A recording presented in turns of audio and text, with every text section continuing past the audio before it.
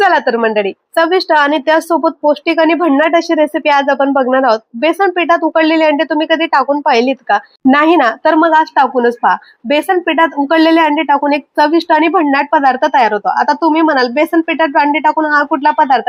तर थांबा, video skip न करता शेवटपर्यंत पहा, तुम्हाला कळेलच।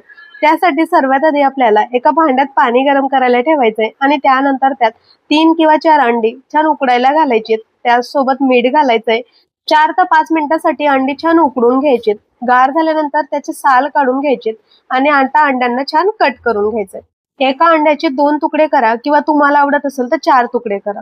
तुमच्या आवडीनुसार अंड्याचे 2 किंवा 4 भागामध्ये तुकडे करायचे। इथं मी 2 भागामध्ये कट केलेले आहेत। आता अंडे कट करून झालेत की एका भांड्यामध्ये मी 1 वाटी एवढं बेसन पीठ घेतलंय। 2 चमचे एवढं तांदूळचं पीठ घालते। तांदूळचं पीठ घातल्यामुळे आपला पदार्थ अगदी चविष्ट आणि कुरकुरीत होतो। त्यासोबत 1 चमची ओवा, थोडासा हिंग, 1 चमची लाल मिरची पावडर, अर्धी चमची हळद, 1 चमची गरम मसाला, 1 चमची धना पावडर, 1 चमची लाल काश्मीरी मिरची पावडर छान रंग यावा म्हणून, चवीपुरता मीठ आणि बारीक कट केलेला कोथिंबीर घालते। त्यासोबत एक बारीक कट केलेला हिरवी मिरची। सर्वात शेवटी टाकते आता आलं लसणाची पेस्ट 1 चमची। सर्व साहित्य टाकून झालं की छान सुरुवातीला मिक्स करून घ्यायचंय आणि नंतर थोडं थोडं पाणी घालत आपल्याला छान घट्टसर असं आपल्याला बॅटर तयार करून घ्यायचंय। बॅटर तयार करताना लागलं तेवढं पाणी घालायचंय। जास्त पाणी सुरुवातीला घालू नका, जास्त पातळ देखील नाही आणि जास्त घट्ट देखील नको। आपल्या बॅटर मध्ये अजिबातच गाठी नको राहायला। बिना गाठींचं अगदी सरसरीत आपलं पीठ तयार झालं पाहिजे। इथं बघू शकतात, ह्या पद्धतीची बॅटरची थिकनेस असायला हवी आणि गाठी अजिबातच नको।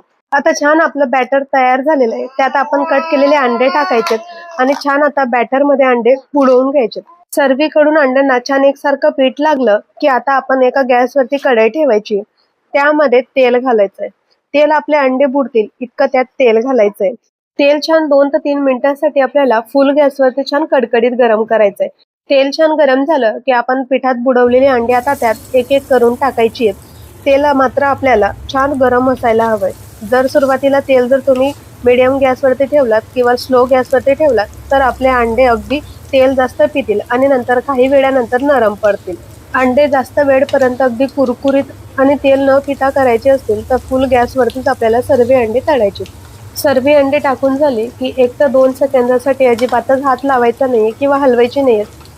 1 ते 2 सेकंदानंतर आपली अंडी छान एका बाजूने खरपूस तळून झालेली असतील। त्यानंतर आपल्याला छान अंडी पलटून घ्यायची।